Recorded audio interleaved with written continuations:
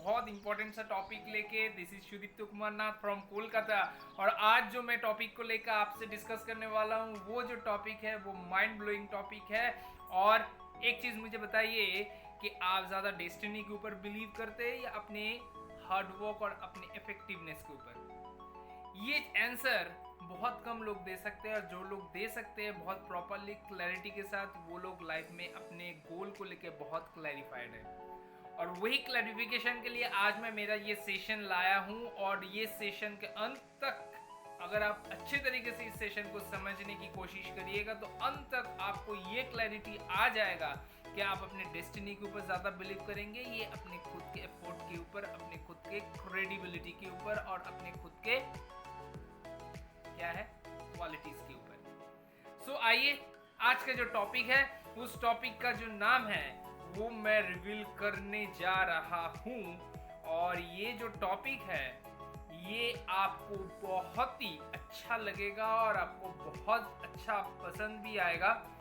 सो ये टॉपिक है the effectiveness of destiny. There are so many rules are there which needs to follow by human life. So many rules and regulation is there. मैं एक छोटा सा example देता हूँ। हम लोग रेड लाइट में जाके खड़ा हो जाते हैं सिग्नल में, और हम लोग जब येलो हो जाता है फिर हम तैयार होते हैं और ग्रीन होने से चल जाते हैं। ये हम लोग को कोई सिखाया है? हाँ, सिखाया है। लाइसेंस लेने के पहले मोटर व्हीकल सिखाता है। लेकिन ये लाइफ में हम लोग को पता है कि रेड लाइट मतलब हम लोग को रुक जाना है।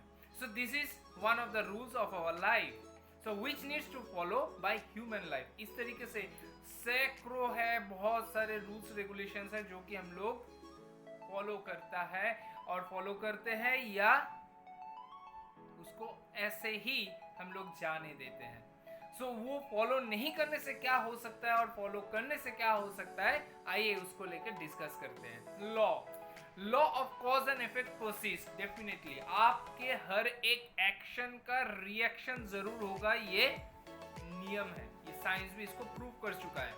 So law of cause and effect persist. So हम लोग कुछ भी अगर करते हैं, कोई भी एक्शन लेते हैं, कोई भी बात बोलते हैं, कोई भी इंसिडेंट करते हैं, या कोई भी एक्शन कहीं पे भी कुछ करते हैं, तो हम लोग को पहले उसका कंसिक्वेंस के बारे में अवेयर होना चाहिए।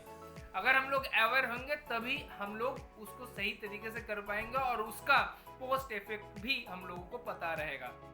Our every action do have consequences, everything, definitely consequences is there. Whatever we are doing, that is being governed by our willpower, patience and consistency. Willpower, patience and consistency ये govern करते हैं हम लोग के हर एक activities को, हर एक incidents को, हर एक जो बात हम लोग करते हैं या जो हम लोग कमेंट करते हैं उसके ऊपर। So power, patience and consistency, these are the main three factors which govern our each and every activities. Deeds, character and destiny क्या है? Are we believe on luck? बहुत सारे लोग तो बिलीव करते हैं, आप करते हैं क्या? One day we missed our train for our destination. मैं एग्जांपल दे रहा हूँ यहाँ पे। हम लोग जैसे रोज दिनचर्या में जैसे डेली बेसिस पे ऑफिस जाते हैं, अपने बिजनेस में जाते हैं, अपने ऑफिस में जाने के टाइम क्या करते हैं हम लोग? अगर डेली बेसिस पे ट्रेन में जाते तो एक दिन बाई चांस ट्रेन मिस हो गया तो हम लोग क्या किए? हम लोग एक बस में चढ़ गए। ट्रेन मिस हो गया इसलिए बस में चढ़ गए। एंड व्हाट हैपेंड, वहां पे हम लोग एक रिकॉग्नाइज किए। क्या रिकॉग्नाइज किए?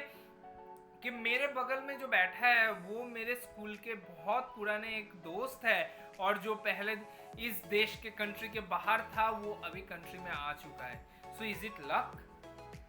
आप क्या बोलते हैं? और या कोइंसिडेंस? एक चीज यहाँ पे मैं कहना चाहूंगा, इस दुनिया में आपके लाइफ में हो या इस यूनिवर्स में हो, कुछ भी अगर होता है वो परमात्मा की इच्छा से ही होता है। पत्ता भी अगर हिलता है वो भी परमात्मा की इच्छा से ही होता है। सो आप इस चीज को लक कहेंगे या कोइंसिडेंस कहेंगे, ये आपके विल पावर, आपके कैरेक्टर, आपके परसिस्टेंस या परसिवरेंस के ऊपर डिपेंड करता है। Freedom of life, determinism, what is this? Everything plan by the super power. मैंने जैसे अभी इसका जिक्र किया। Freedom, we need write down our own destiny. Freedom क्या है? कि हम लोग को खुद को अपना डेस्टिनी को लिखना है, खुद को इसको पहचानना है और खुद को उसको बनाना है, ये है freedom. The centre point of determinism and free will is moral causation. क्या होता है कि centre point of the determination, इन दोनों के बीच में जो पॉइंट है उसको कहते हैं हम लोग moral causation. So determinism and free will के बीच में मॉरल कॉजेशन रहता है। हर टाइम इस दोनों के बीच में कंफ्लिक्ट होता है। This depends on law of attraction. Moral causation law of attraction का ऊपर डिपेंड करता है। जैसे कि आप अगर लाइफ में आज के डेट में अगर आप ये सोचते हैं आज मेरे जो टारगेट है ऑफिस में, अगर आप काम करते हैं आज का जो टारगेट है आपको फुलफिल करना है, अगर नहीं होगा तो आपका बॉस आपको स्क्रोल करेंगे। ये चीज़ आपके दिमाग में हर टाइम चल रहा है, हर टाइम चल रहा है, और इसका नेगेटिव इम्पैक्ट सही में आपका दिमाग में हावी हो रहा है। आपका सबकॉन्शियस माइंड इसको बिलीव करना चालू कर देता है कि आज आपका एक बुरा दिन होने वाला है और आपको अच्छी तरीके से झाड़ मिलने वाला है आपके बॉस से। एक्चुअली वो होगा। This is called law of attraction. Cause and effect depends upon our own activity. उसके अकॉर्डिंग हम लोग इस तरीके से एक्शन कर रहे हैं, ये एक्टिविटी कर रहे हैं, सो वो हम लोग को लीड कर रहा है जो हम लोग सोच रहे हैं अपने दिमाग में वो सी तरफ।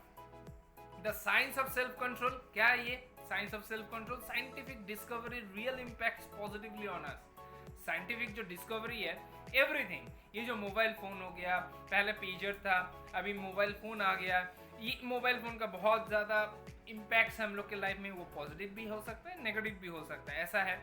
इसके अलावा अभी बहुत सारे जो सोशल मीडिया डिफरेंट प्लेटफॉर्म्स है, इसका भी जो इन्वेंशन हुआ है इसका भी बहुत सारा इम्पैक्ट हम लोग के लाइफ के ऊपर है। Science of self control are what are the science of self control? Passion, intellect and willpower, etc. These are the self control tools of science. These are the science of self control. These are the tools scientifically which are the proven. 5 stages of self control बहुत important है, अच्छे तरीके से इसको समझने की कोशिश करिए। Introspection, concentrate on our situation.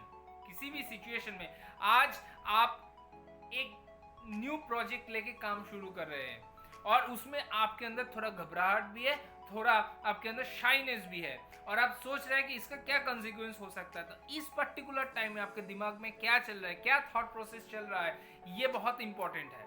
How our mind works at different situation, ये हम लोग को रियलाइज करना चाहिए। Self analysis, we need analyze which thoughts are good and bad. हम लोग को ये एनालाइज करना पड़ेगा कि कौन सा थॉट गुड है, कौन सा बैड है। We need to do this trial and error. बहुत सारे गुड थॉट्स हैं हम लोग जो सोचते हैं ये गुड है लेकिन वो एक्चुअली में बैड है, या बहुत सारे जो चीज़ है वो हम लोग एक्चुअली में बैड समझते हैं वो एक्चुअली गुड है। Adjustment, this stage we are aware about our pros and cons. We need to weed to ourselves and clean our mind. क्या है कि एडजस्टमेंट बहुत सारे लाइफ में हम लोग को बहुत ज़्यादा एडजस्ट करना पड़ता है, बहुत कुछ चीज़ में, अपने करियर में हो, अपने पर्सनल लाइफ में हो, या अपने प्रोफेशनल लाइफ में हो, कोई कहीं पे भी हो, आपको एडजस्टमेंट करना पड़ता है। और we need to weed out, जैसे फॉर्मेट होता है ना मोबाइल में, अपना दिमाग को पूरा फॉर्मेट करके एकदम क्लीन करा लीजिए जहाँ पे सिर्फ पॉजिटिव चीज़ रहे। richness, morally right, we need to take such decision. richness का मतलब क्या है? morally right। आप morally right है और आपको उस तरफ, उस दिशा में आपको डिसीजन लेना पड़ेगा। Pure knowledge, now we are aware about right thought and action. Now we are master of self control. अगर ये पहला जो 4 चीज़ है, अगर ये 4 चीज़ आपको समझ में आ गया तो आप अपने सेल्फ कंट्रोल कर सकते हैं, अपने थॉट प्रोसेस को फुल स्टॉप लगा सकते हैं। करीब करीब हम लोग के दिन में, सारे दिन में करीब करीब 40 से 50 हज़ार का थॉट्स आता है हम लोगों के दिमाग में। तो इसको कंट्रोल कैसे किया जा सकता है, इसके पीछे प्रैक्टिस करना पड़ता है। और ये ऊपर वाला जो 4 चीज़ है, introspection, self analysis, adjustment and richness, ये 4 चीज़ अगर आपको समझ में आ जाता है और इसका आप अच्छे तरीके से प्रैक्टिस करते हैं तो आपको पता चल जाएगा। Sorry for the disturbance. मैं जो कह रहा था कि अगर ये ऊपर वाला 4 चीज़ आपको समझ में आ जाता है तो आपको अच्छी तरीके से ये पता चल जाएगा कि एक्चुअली आपको सेल्फ कंट्रोल कैसे करना है। Now training of the will, कैसे आप अपने विल पावर को ट्रेन कर सकते हैं। क्या है? Get rid of the bad habits. एकदम लिख लीजिए इसको या इसका स्क्रीनशॉट ले लीजिए। आपका बैड हैबिट जितना है उसको गुड हैबिट्स में कन्वर्ट करना है और उसको हटा देना है दिमाग से, बैड हैबिट्स को। Develop good habits, obviously. Focus on present moment, present में थोड़ा फोकस करिए, पास्ट और फ्यूचर में मत करिए। अगर आपका प्रेजेंट सही रहेगा तो फ्यूचर भी ऑटोमेटिक सही हो जाएगा। Do the task with sense of duty. कुछ भी अगर टास्क करते हैं तो उसको सेंस ऑफ ड्यूटी से अच्छी तरीके से निभाइए, बाई ऑनेस्टली उसको करिए। Live by the rules, rules में जिए, डिसिप्लिन लाइफ जिए, ये बहुत इंपॉर्टेंट है सक्सेसफुल पर्सन के लिए। कंट्रोल आवर टंग, ये बहुत इंपॉर्टेंट है। वंस आपके मुंह से अगर कुछ खराब चीज निकल जाता है तो लाइफ टाइम के लिए खराब हो जाता है। सो आपको बहुत कॉन्शियस रहना पड़ेगा कि आप क्या बात कर रहे हैं, क्या बोल रहे हैं। और माइंड कंट्रोल, ये बहुत इंपॉर्टेंट है, जिसके बारे में मैंने लास्ट स्लाइड में जिक्र किया। सो ये जो 7 पॉइंट है, ये अगर आप अच्छी तरीके से करेंगे तो आप अपनी विल पावर को कंट्रोल कर पाएंगे। कल्टीवेशन ऑफ कंसंट्रेशन, ये क्या है? कंसंट्रेशन को कैसे कल्टीवेट किया जाता है? Attention, this require in any work. Obviously attention के बिना आप कुछ भी काम सही तरीके से, सही ढंग से नहीं कर पाएंगे, और वो काम सही तरीके से अकम्प्लिश भी नहीं कर पाएंगे। Without this we can't achieve.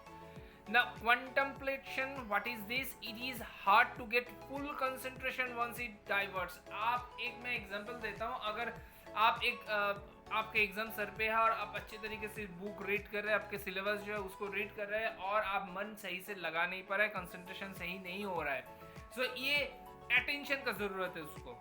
अगर आपके पास अटेंशन है, आप बहुत अच्छे तरीके से उस कंसंट्रेशन के साथ आप एकदम पूरा अच्छी तरीके से मन लगा के पढ़ रहे हैं, और बाई चांस आपका मोबाइल में कुछ व्हाट्सअप आ गया या कुछ नोटिफिकेशन आ गया, आपका मन डाइवर्ट हो गया, so this is called contemplation.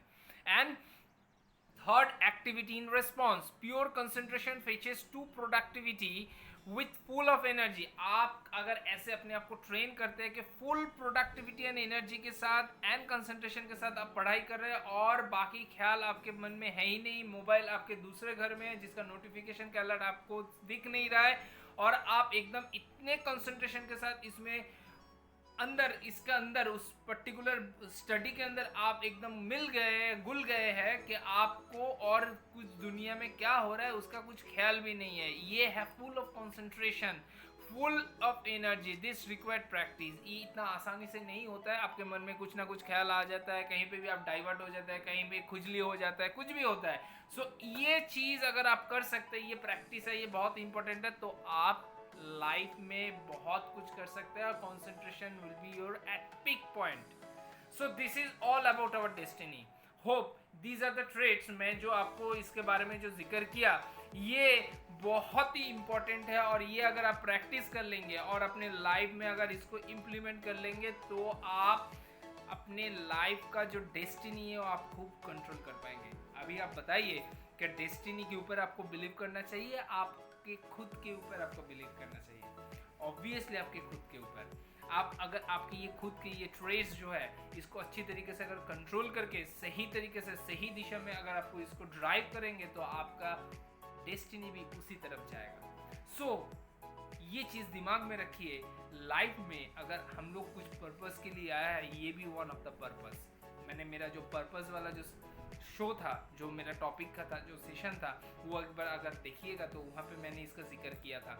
सिर्फ आपके विल पावर, आपके कंसंट्रेशन लेवल, और बाकी जितने सारा चीज़ मैं यहाँ पे डिस्कस किया, इस चीज़ को आप अच्छे तरीके से अगर कंट्रोल करके सही दिशा में, राइट डायरेक्शन में अगर आप इसको ड्राइव करेंगे, तो आप अपने डेस्टिनी को भी सही दिशा में लेके जा सकते हैं। और ये सिर्फ अपने अंदर मत रखिएगा, ये सीक्रेट ऐसा चीज़ है, ये ऐसा चीज़ है कि आप जितना ज़्यादा इसको दूसरों के अंदर इसको डिस्ट्रीब्यूट कर दीजिएगा, फैला दीजिएगा, उतना ज़्यादा आपका भी नॉलेज बढ़ेगा, आपका सम्मान भी बढ़ेगा, और आपका क्रेडिबिलिटी भी बढ़ेगा। तो इसको मत खोइए, इसको मिस आउट मत करिए, इसको बहुत जल्दी दूसरों के अंदर बांट दीजिए।